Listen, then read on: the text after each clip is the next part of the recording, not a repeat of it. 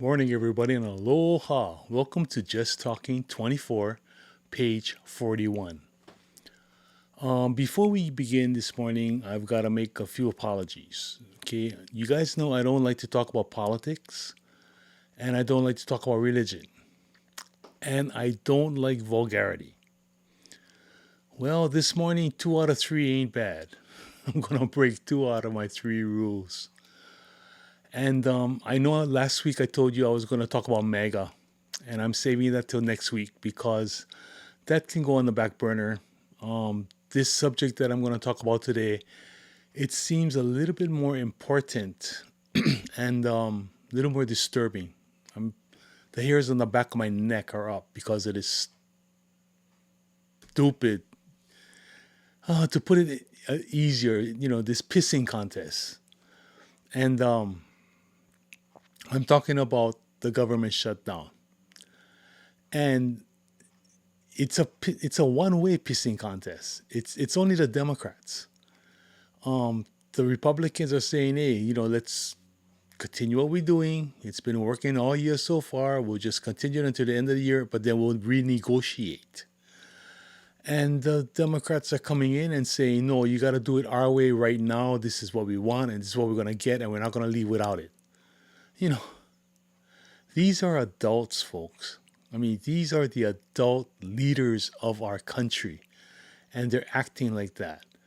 Either they're on their last straw and they realize that they've got to salvage whatever little bit of, and that's not self-esteem, just they just want to take as much as they can get. They want to get the last drops of blood out of the stone. And it's sickening. It's terrible. I just don't understand. Well, I understand it because the stuff that's coming out today, I've known about it for decades. Okay, I've known about it for decades. It's just, you know how you can prepare yourself for it, and then when it finally happens, you don't believe it's happening, even though you're ready for it for how long. That's that's what this shutdown is. Well, not the shutdown itself, but their attitude toward it. And when I'm saying I'm the Democrats, and I sound like I'm a Republican, I'm not. I'm an independent. Okay, if one side has a good view, I'll take it. If the other side has a good view, I take it. Just that right now, like I said, the power is switching. It's leaning towards conservatives. I am conservative by nature. I believe, like uh, last week when I was talking about limits, I believe in limits. There are limits to everything. I'm a realist, okay? But I'm an earthling. I'm a humanist. I am for the human race. Now, I am American because that's where I was born and raised, and that's the only government and lifestyle that I know, the American culture. But even that culture is so diversified. I was born and raised in Honolulu, Hawaii. And in Hawaii, we have multiple cultures. Everything from the Far East to we didn't have that much Middle East. We had a lot of Oriental, Filipino, Chinese, Japanese, Korean, of course Hawaiian, and Portuguese, or what I say Portuguese. Had some Borinqui or Puerto Rican, but we call them Boriquis over here. See, in Hawaii, the only name that's really bad is Haole. Everything else is just, it's not a derogatory, it's just a identifying name. It's like if you talk about the Popolo guy, you're talking about the black guy. And, people ask me, in Hawaii, do they use the N word? I go, never. No, we don't. They go, no, no, no, the N word. I go, what N word? And they said, you know. I go, what? Nigga. And they go, yeah. I go, yeah, we do. You do? I said, yeah, because, and what we call small kid time, growing up, when you're at the park and playing around there, you can't pick a team without that word because there is a rhyme that we use, and it's 16 syllables. And it went, eeny, meeny, miny, mo. Catch a nigga by the toe. If he hollers, let him go. Eeny, meeny, miny, mo. And they go, well, that's so bad to say. I go, why? We couldn't choose our teams without that rhyme. No, but it's supposed to be catch a tiger by the toe. And I tell them, honestly, you're going to catch a tiger by its toe? Yeah, I want to see you try. I really want to see you try. That makes no sense at all. At least what we said, it was a cadence. That's all it was, just part of a cadence. We don't call our blacks niggas. We don't.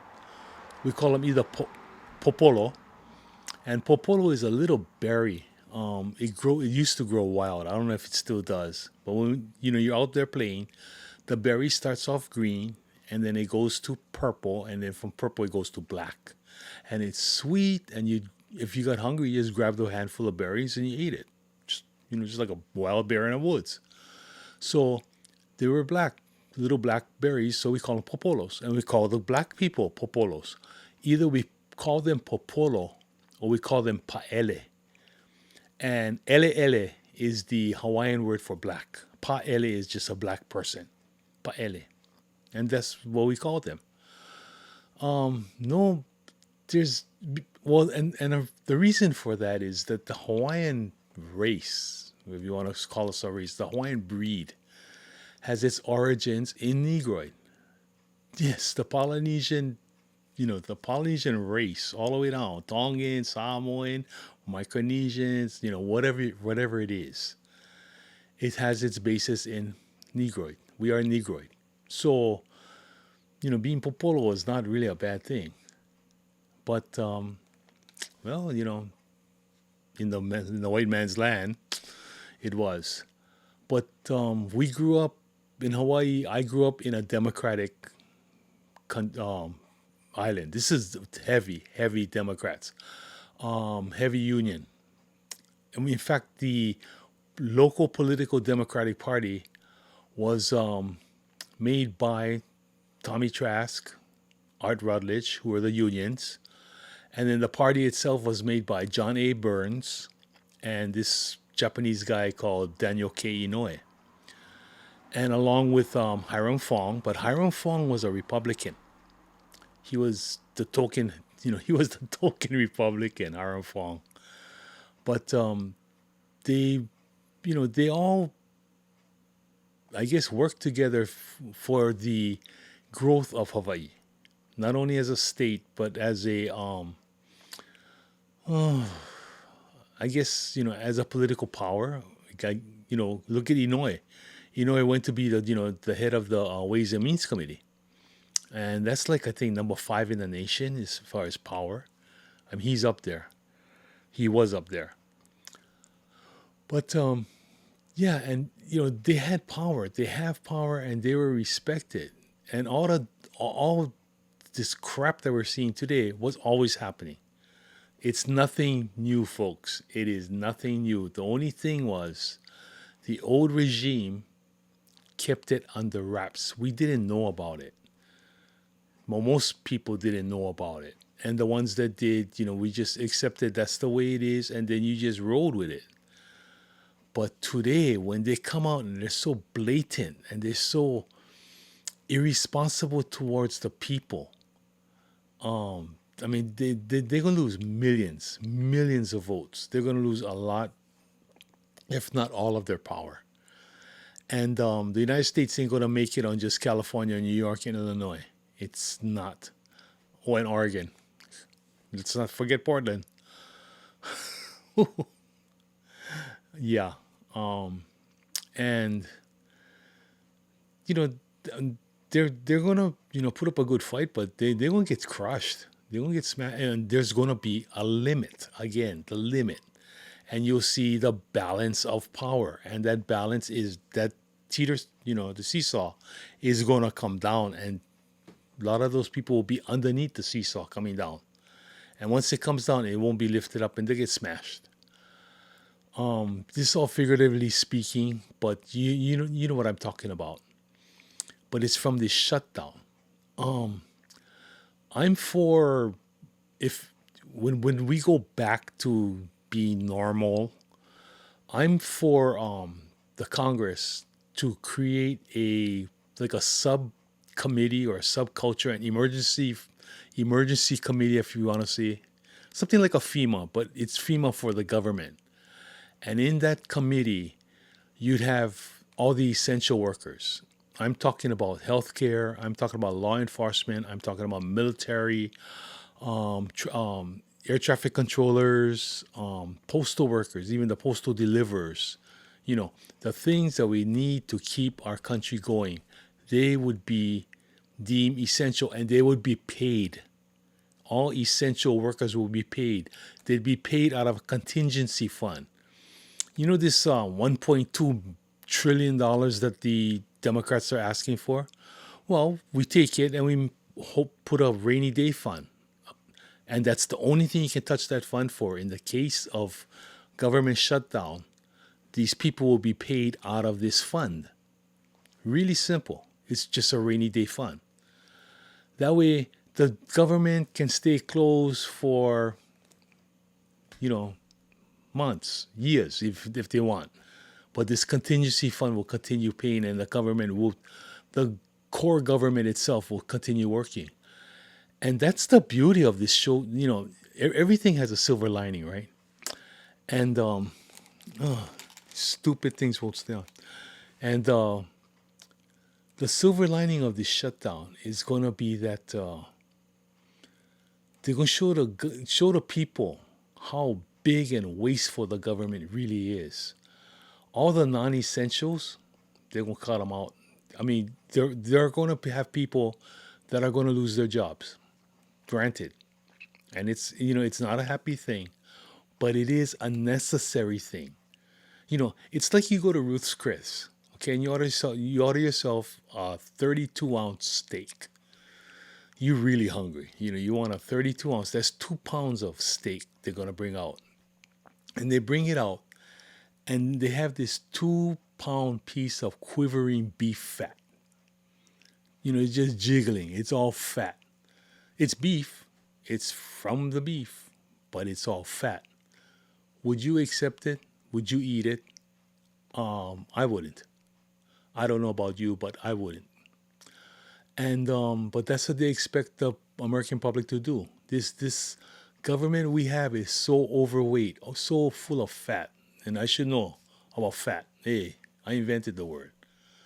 Okay, but that type of fat gotta be trimmed. You gotta trim the fat, and what this shutdown will show, it'll show how much fat we got, and there are going to be layoffs, and the reason for them to be laid off is because they're not essential.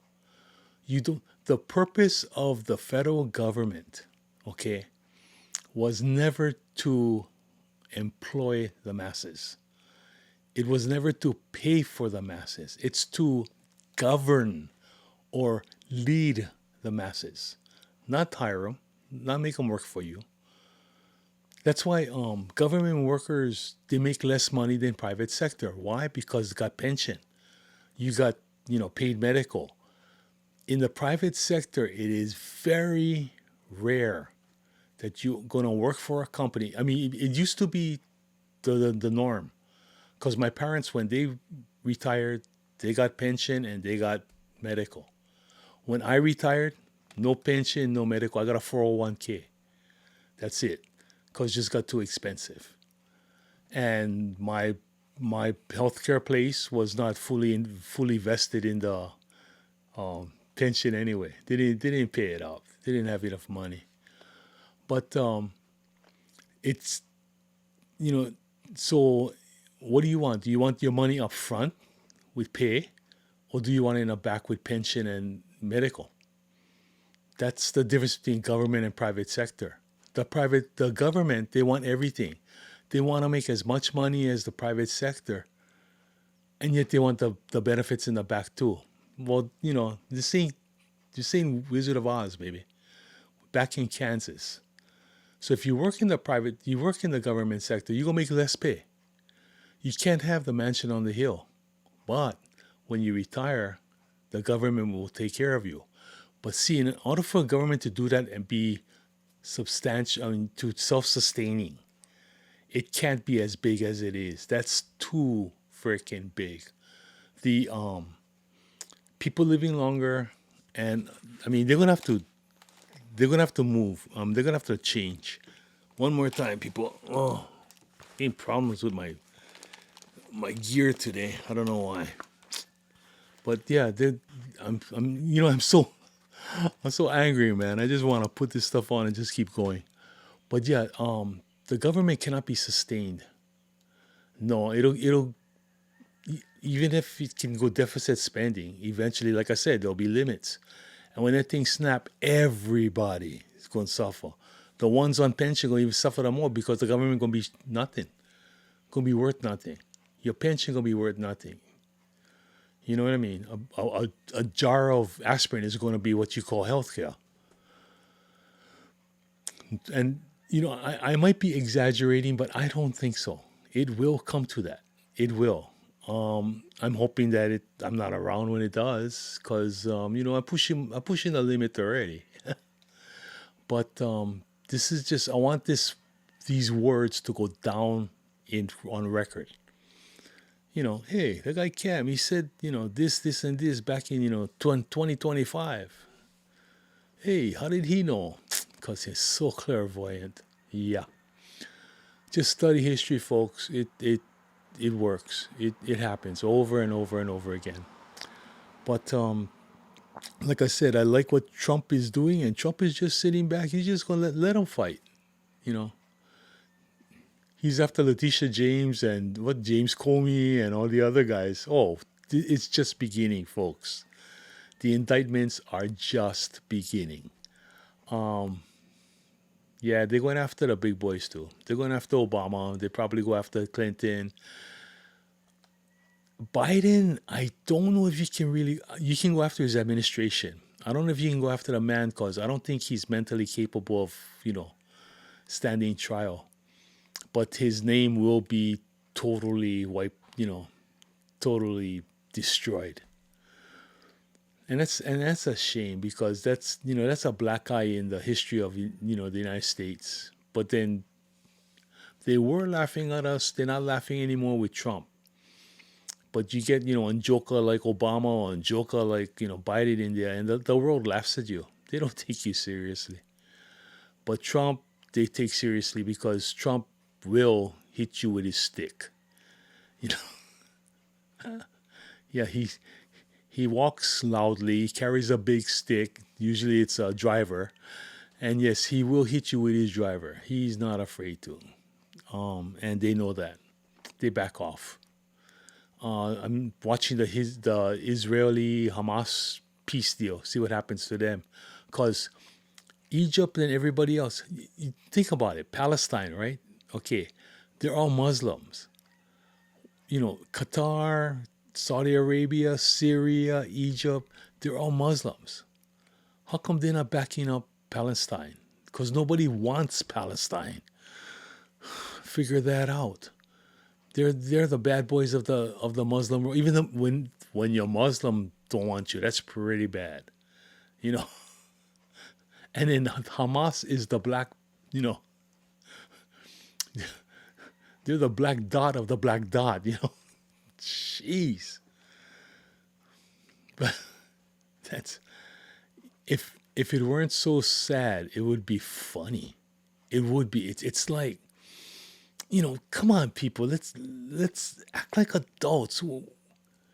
That's why when Charles Darwin said, we evolved from the apes, my sincerest, and I mean sincerest apology is to the apes.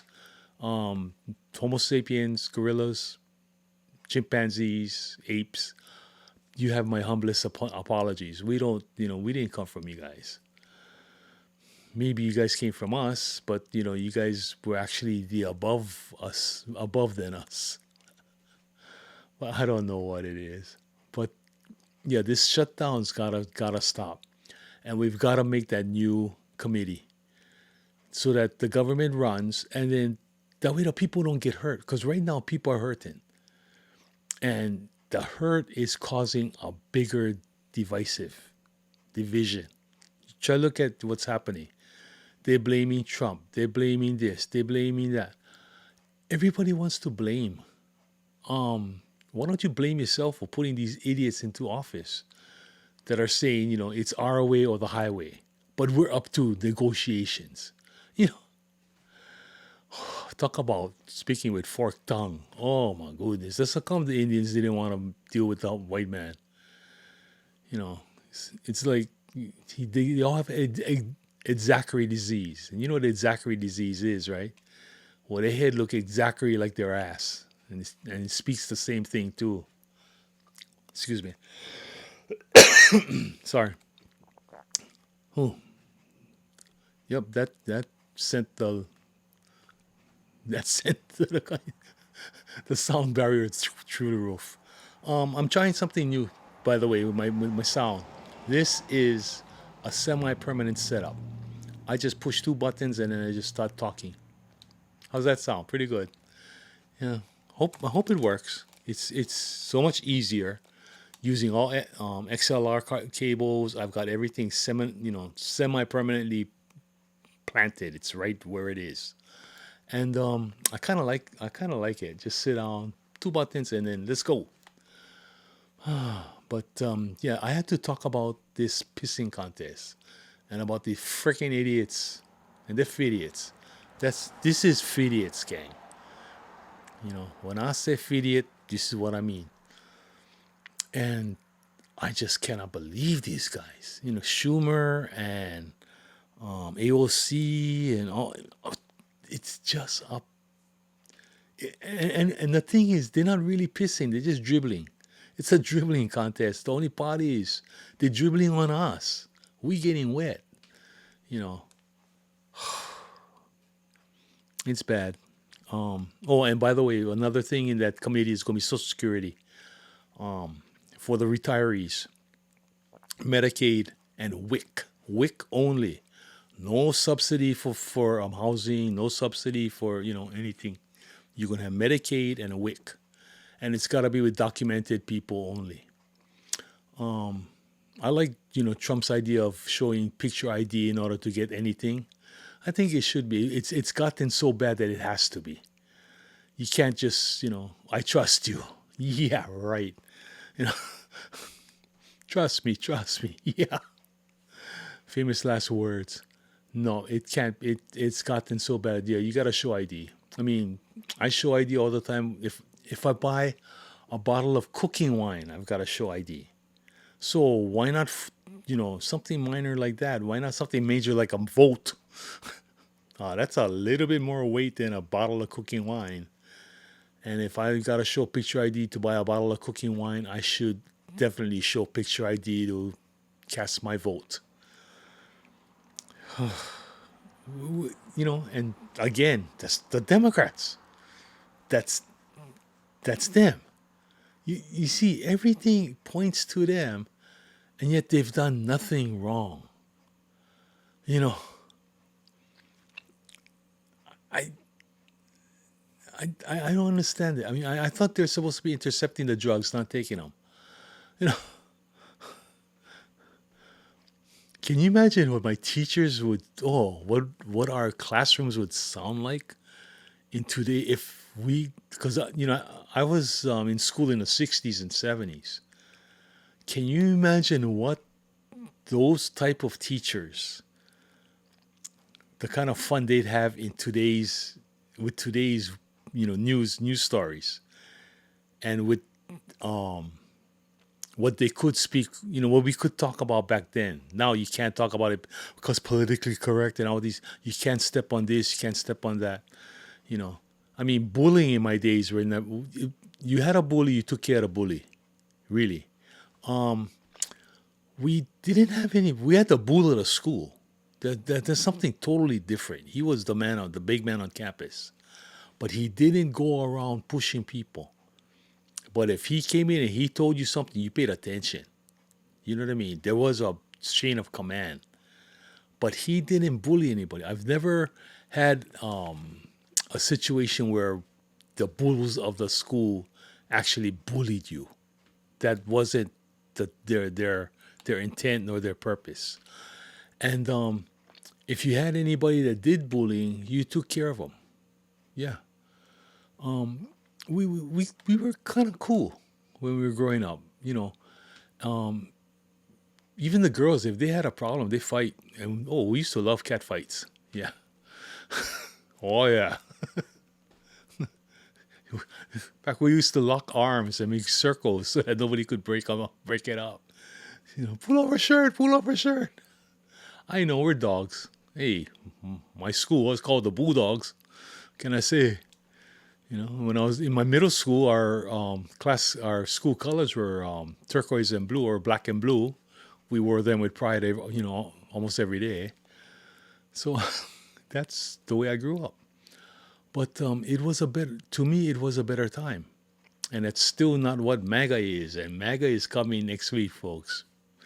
You gotta see my take on that. But I just had to get off my chest about this shutdown thing. Stop it already, guys. Just let's go on. Let's make a new committee, and you guys go in the field. And as we say in Hawaii, go shishi all you want. Go ahead. Shishi is the local style of saying urinate. It's from the Japanese word shinko, oshinko. Oshinko is to urinate in Japanese. That's the time I had one of my nurse's aides. This Japanese man was telling him he go make shinko. He want to go make shinko. And he told him, no, Papa, you don't want to go Mexico. Mexico bad. I told him, no, brother.